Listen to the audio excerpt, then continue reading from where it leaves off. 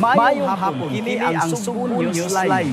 Nanukad kita karon diri sa warehouse sa Cebu Provincial General Services Office. Diin sa pagkakaroon padayon ang pagpangarga sa lingkod gabahin, ang pagpangarga sa mga relief goods. Nga ipahantod yan sa amihan ng Subo sa mga kansuran, syudad nga naapiktuhan sa kusog nga linog. Ako sa mga uban nga news responder ko sa Bubu City si Rebecca Ortez nga mahatag sa bugang pud nga situational report sa mga kalihukan lang gihimo karon dito sa Bubu City kauban si Cebu People's Action Center. Sa mga balita, si Governor Pambaric 4 na nalipay sa kahisahan sa public o private sector sa pagpahigayon o relief operations. This is one of our atong goal na no one should be left behind. And then I can assure the public that all your donations will reach the beneficiary. Ang kanang mga cash donation, it goes to the Cebu Provincial Treasury. No additional receipt for it. So, ang kanang mga in-kind donation, we record it. It's the same as the cash donation, so we can also thank the donors. And also, naami mga records, so everybody dispatched dili, as you can see behind us, we have emergency operations center nato rin, so we have logistics over there, and the data hub on the other side, and this is the one for the EOC planning, and also mga civil society nato, mga organizations like the Cebu Chamber of Commerce na naadili karon sa itong social hall diri sa Kapitolyo. So, we make sure that all the donations would reach to the LGUs, respective LGUs, and from the LGUs, it goes to the barangay level. Gipaniguro sa gobernador nga transparent ug dokumentado ang mga hinabang nga nadawat sa Cebu Provincial Government ug ang paghatod niini ngadto sa apektado nga lugar.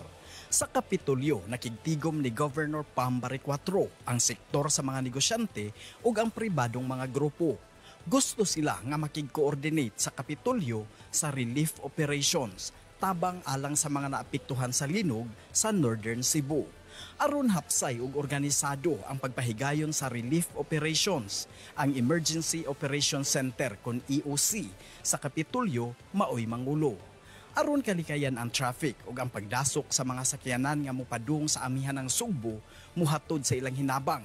Nasabutan ang pagbutang na lang og mga lugar nga modawat sa mga relief goods pinaagi sa business community o mga pribadong grupo. We're here to help. So we, together with President Jay of Cebu Chamber of Commerce, has helped set up the command center. So because there's a lot of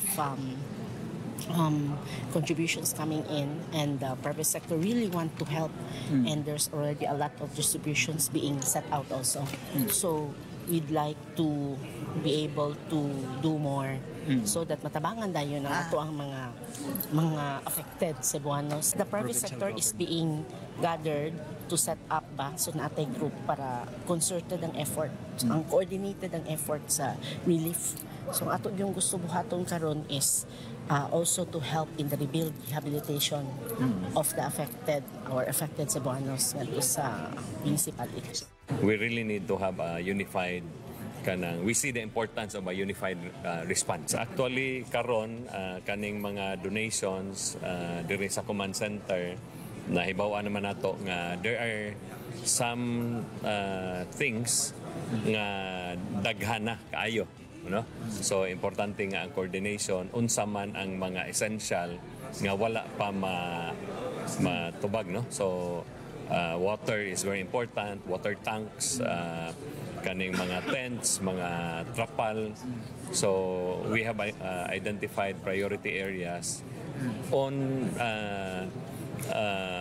areas po dito nga on the ground, no? So ang Regional Disaster Risk Reduction and Management Council ug ang Cebu Provincial Disaster Risk Reduction and Management Council naghangyo sa publiko nga likayan lang una ang pagpangunay ug hatod sa mga hinabang paingon sa amihanang Sugbo.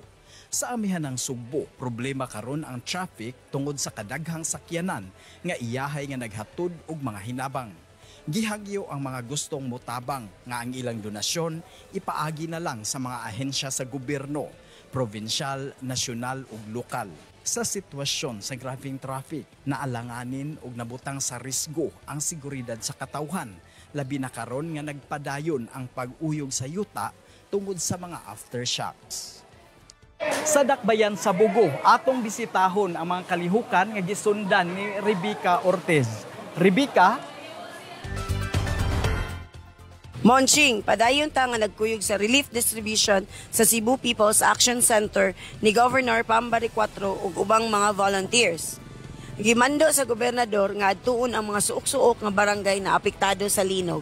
Sa barangay Anunang sa Bugo City, gihatod og ipanghatag sa apektadong mga pamilya ang mga relief goods. Nakita nato ang mga kabalaka sa mga apektadong pamilya. Sa ilang sitwasyon karon, dako na ang tabang kanila ang mga relief goods ug ang moral support nga aduna pay komunidad nga nagpakabana ug nagpangga kanila. Gibisita usab namo ang Barangay Udlot sa Bugo City. Sa gihapon, gihatagan sila og mga relief goods aron makatabang sa ilang panginahanglan sa matag adlaw. Monching, diri sa Bugo lisod pagyud ang kahimtang sa mga residente tungod sa mga nangaguba nga istruktura ug putol-putol nga kurente. Unya, mupatigbabaw pagyud ang trauma sa kahadlok sa linog. Labi na nga nagpadayon pa ang mga pag-uyog sa yuta tungod sa mga aftershocks. Monching?